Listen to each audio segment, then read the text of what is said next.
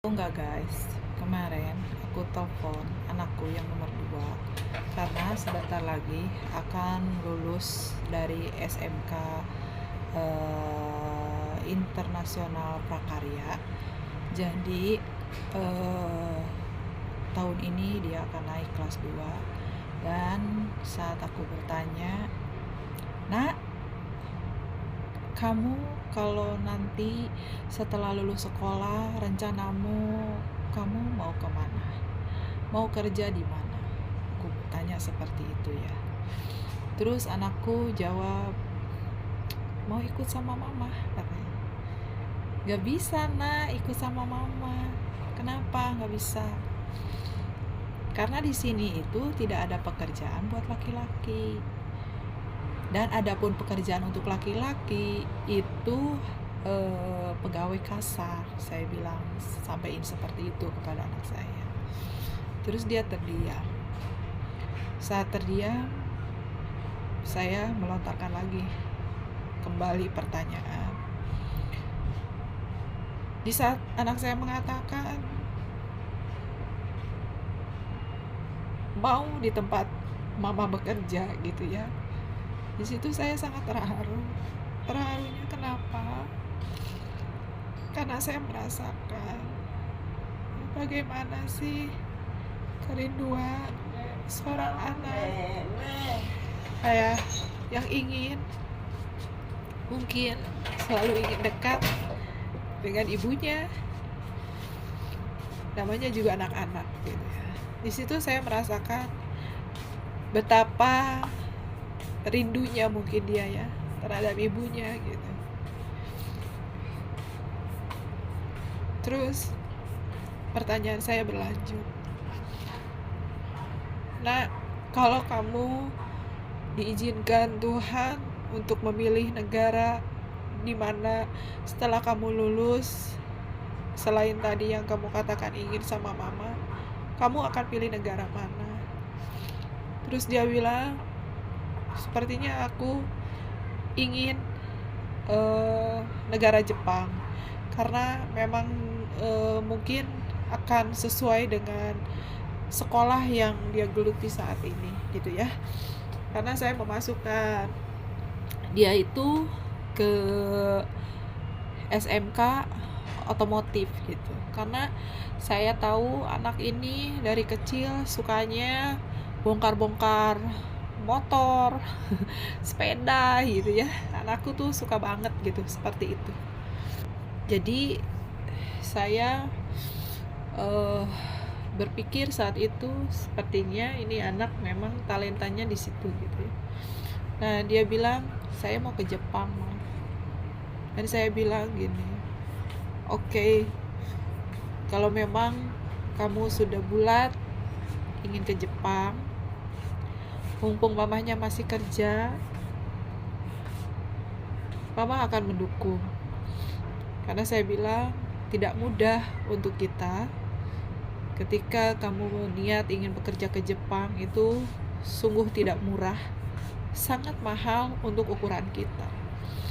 Jadi kalau mama masih kerja, mama masih bisa bantu untuk keberangkatan kamu.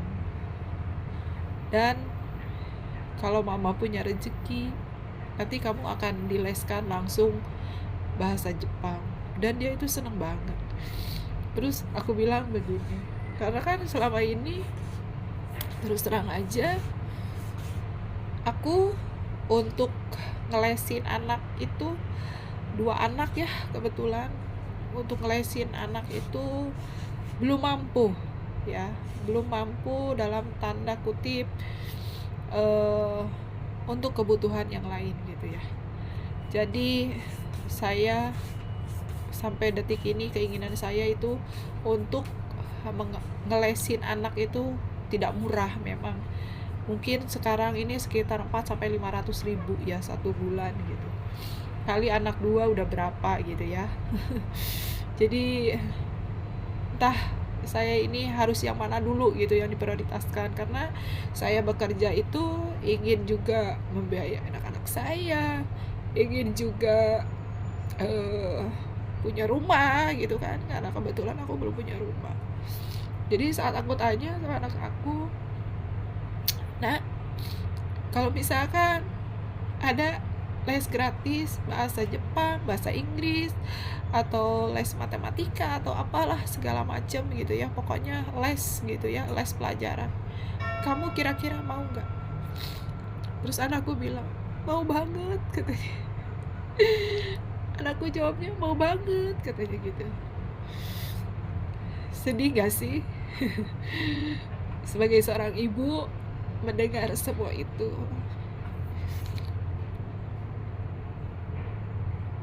Itu makanya kenapa ya, alasan aku, terus terang aku ini seorang ibu yang jarang telepon anak-anak, karena anak-anak bagi saya kalau dengar obrol-obrolan seperti kemarin gitu ya, suka susah move on gitu.